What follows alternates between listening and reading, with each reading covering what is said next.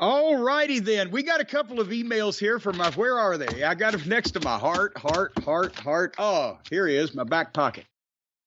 Scott Teal at crowbarpress.com. And we love Scott, and he does such incredible historical research, and he's done the definitive Madison Square Garden record book, and he's done so many record books on so many great wrestling cities, and just blah, blah, blah. And he has a host of people he works with to do a lot of this research. But Scott himself sent me, I don't want to leave anybody out, but at the same time, I don't want to start naming people because then I'll leave them out. But he doesn't do it all by himself, but he did this, by God.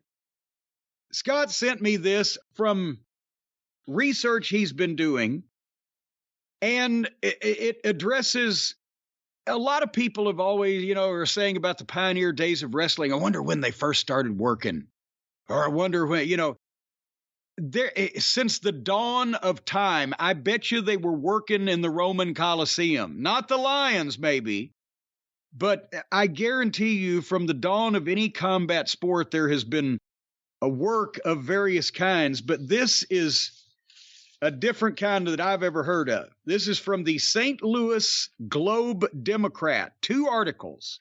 The first one, Sunday, March 7th, 1915. And the headline is, Turk to go to mat with Armenian to end race dispute. Subtitled, Question of National Superiority to be Decided by Wrestling Bout. Where is this? This is St. Louis, the Globe-Democrat newspaper, Sunday, March 7th, 1915. The East St. Louis Turks and Armenians have agreed to settle disputes which have been waged for years by means of a wrestling bout between a trained representative of each nationality to be held tonight at the Broadway Theater. It is to be understood that the people of the losing wrestler's nationality will admit the superiority of the nationality to which the winner belongs. The bout will take place at the Broadway Theater at 8th Street and Broadway. A stake of $100, which 1915, so today would that be $5,000, whatever, has been put up, which will go to some charitable enterprise. Alio Bashir, 195 pounds, a Turk, will represent his people in the arena, and Monik Gurgian, 215 pounds, will represent the Armenians. Both are employees of the Missouri Malleable Iron Company, and the hundreds of employees of iron foundries on the east side, besides residents of the 2 colonies themselves, are expected to attend. So this is we buried the lead at the start, but basically there had been racial dispute in St. Louis among the Turks and the Armenians, not just wrestling. Well, no, this is right at the, what was the date?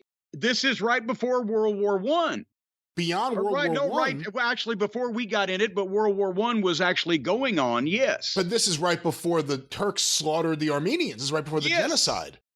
But this had actually, we think, okay, it wasn't happening in St. Louis, but no, they're hot in St. Louis. There's Turks and Armenians that are hot at each other in St. Louis, is the point I'm trying to make. Yes. And there was a Vince McMahon looking to take advantage of that. Well, hold on. Hold on here now, because so basically there's been real life problems between these 2 groups of people in this city. And now apparently somehow, because a bunch of them, and an article I'm going to read you in a second, quantifies some of them, but a bunch of them there were iron foundries on the east side, and a bunch of those people were either Turkish or Armenian or both, or new people or whatever. And so some way or another, you can tell by reading between the lines, somebody has come along and ginned up the idea in this iron company. Well, by God, let's have a wrestling match. And it's like a real life kiss by foot match. The winner's race is better. And these people have all agreed to this, right? And they have nominated Hold on. It is understood that between a trained representative of each nationality. That's what they're calling them. A trained representative. A trained representative of each nationality, but both are employees, as it's described later, of the Missouri Malleable Iron Company. And so hundreds of these people that worked in these foundries were going to show up, and the Turks were going to show up, and the Armenians were going to show up, and the winner was going to be the better race. So that was... Who supplied security? Boy, I'd like to know. I don't know if Atlas Security could have handled that one. But now that was Sunday, March 7, 1915. The match was supposed to happen that night. Well, here is a follow-up article from the St. Louis Post-Dispatch on March 19, 1915, which was 12 days later, right? And the headline is, Turks champion wrestler said to be Armenian. There you go. Subtitled, East St. Louis racial feud reported to be near outbreak as result of discovery. Story, there is much excitement in the Turkish colony of East St. Louis, and there is a fear that the old race feud between the 600 Turks and the 150 Armenians of that district may be renewed after lying dormant for the past fortnight. And I believe that's 2 weeks, right? Which is about since the fucking match, right? It continues, the Armenians are charged with having played the sons of Turkey falsely. This is the way the story goes. Feeling has run high ever since the outbreak of the war, and about 3 months ago it took the form of a free-for-all battle in which 14 of the combatants were injured. So they'd had a fight between the Turks and the Armenians, and a bunch of people got hurt. He says, it continues, finally it was decided that each tribe pick its David or its Goliath who would settle all tribal disputes by a wrestling match at the Broadway Opera House. And it gives different fucking names of the wrestlers than the original. Remember, the original article said Alio Bashir and Monik Gurgian. Right. Well, this says Ali Georgian. That's an Armenian name. I don't think any of this. I don't think the guy at either of these newspapers knew how to spell these fucking names. But Ali Georgian. No, that's an Armenian name. What do you mean doesn't know how to spell the name? But no, because they're all different names. See, is what I'm saying to you. Is Ali Georgian? Was he Monik Gurgian in the other paper? Oh, gotcha. That's what I'm saying to you, because it says Ali Georgian was selected as the champion of the Armenians, and Hegop Sarkisian lately come to East St. Louis, acclaiming himself as the Turkish wrestler from Detroit, was chosen by the Turks. As so many have claimed before. So apparently there's a bit of a fucking Swizzitch going on right before the match. Anyway, Hegop Sarkisian won, and besides getting a $100 purse and the worship of his people, he was given an extra $60 as an expression of joy and thanksgiving from the Turks. Immediately thereafter, he left town. Yesterday, an Armenian paper, remember, Hegop won for the Turks. Yay, Turks, go. Yesterday, an Armenian paper arrived from Boston heralding Hegop as the champion Armenian wrestler of America and telling at great lengths of Hegop's victory in East St. Louis. Despite their pleadings of innocence, the Armenians are accused of arranging the match, one Armenian against another, in which the cause of Armenia had no chance of losing. There is a general feeling of strife in the air. That's amazing. So this guy was going from fucking town to town, and whichever side that either needed to win, wanted to win, or he could make the money on it, he was a Turk, or he was an Armenian, or he could be Russian. He could be whatever you wanted him to be. 1915. Anyway, thank you, Scott Teal, for That's amazing. Just because the history of the Turks and the Armenians over there, not over here in St. Louis or in any other state, there was a lot going on. And there's still hard feelings to this day, as there should be. But this is right in the midst of that. So when I brought up security, I was half joking, but half like, seriously, if a third of the crowd is the Turks and a third of the crowd are the Armenians and a third of the crowd are just the people at the factory, like, oh, some shit's going to go down. Who's stopping anyone from 14 people got hurt out of how many fighting? Yeah, apparently it was a nice size hey Rube. Well, and it said there's 600 Turks and 150 Armenians in that East St. Louis district. So it sounds like the Turks had the advantage anyway. So the fucking most people wanted to see the Turk win. So the Turk won. And he got all the prize money and they fucking carried him out. But then they go to Boston. Maybe it's an Armenian paper in Boston. There's more Armenians. Suddenly, the Turk that won in St. Louis is the champion Armenian wrestler of America. Brilliant booking. That's wild. What else? I mean, is Scott doing research on this guy for a project? Because I would actually like to read more about this. I just get anything Scott does. I have everything he's ever done. No, I'm telling the broader people out there, or even the narrower people, skinny, fat, whatever the fuck you are. Read Scott Teal's shit. It's most amazing. He finds. Well, we'll talk. I've been wanting to talk about another one of his books for ages and ages, but too many stupid people do things in current day that we have to comment on. Well, Jim, while not that fake Turk, you worked with the Turk, right, in Memphis? No, he was there in 1981. The Turk and El Toro, they were there in 81. I was still a photographer. But in 82, I worked with the Monk, and the Monk looked like a Turk.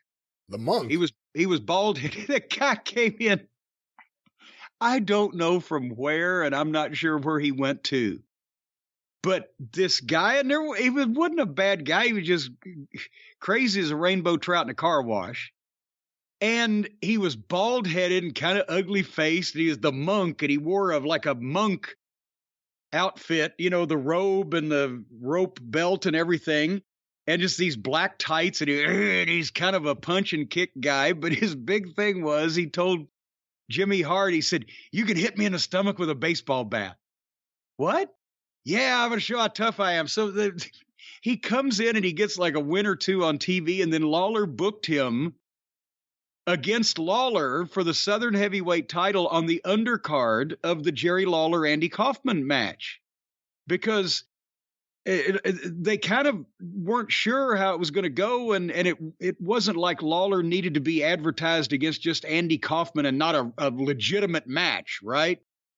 So he books himself against the Monk for the Southern title earlier in the show, so he's got a legitimate wrestling match, and then the foolishness with the comedian later. And it lasted 9 seconds because they locked up and the Monk backed him up in the ropes and punched Lawler, and Lawler hit him with a right and knocked him out and pinned him 1, 2, 3 in 9 seconds. But on the Saturday morning before the TV before that match, because the Monk is like, "Oh my gosh, I'm going to wrestle Jerry Lawler in the Memphis Mid-South Coliseum for the Southern title. They're really going to use me and push me." He does the interview where he tells Hart to hit him in the stomach with a baseball bat. And Jimmy winds up and hits that subbitch with that bat. It sounded like somebody hitting fucking a stack of raw meat. And you saw that guy's face. His life was flashing before his eyes, and he wanted to crumple, but he couldn't. But he got in the back, had a fucking giant bruise across him, and was ready to throw up, and did that, and then got knocked out with one punch in 9 seconds. But folks, I'll tell you what, if you've ever worked with a Turk or a Monk or whichever one, and you want to remember what they look like, well, all you got to do is get one of the skylight frames. Christmas is here, folks, but Skylight Frames is shipping instantly every day, and you can still get them, and you can still make your family, your loved ones, your friends and neighbors happy. You can even make somebody that you hate miserable for the holidays by sending them a Skylight frame with a picture of you giving them the finger in it. You can do whatever you want. It's America. And these things set up effortlessly, so you can give somebody the finger with no effort. If you go to Skylight Frames, you'll see skylightframe.com, I should say, and look at the Skylight Frames. You will see that they're beautiful black frames with a white mat. beautiful to display in any home, but it's not just one picture, it's all kinds of pictures. Because you can do a slideshow, you can add pictures, subtract pictures. Hey, if somebody gets excommunicated from the family Christmas dinner, yank their picture out of there. They're vanished in the ether. Put somebody else in there you really like. You can get the original 10-inch screen or the brand new large 15-inch screen or frame or screen frame or frame screen. One's 10, the other one's 15 inches. You'll easily tell the difference. And you can load photos on the skylight frame by just using the app and emailing them. They pop up in seconds. You'd use a touch screen to thank people when they send you pictures or to send them to other people that, hey, the skylight frames can even talk to each other. As a matter of fact, I predict within 5 years, most of the conversation amongst homes is going to come from skylight frames sending pictures to other skylight frames.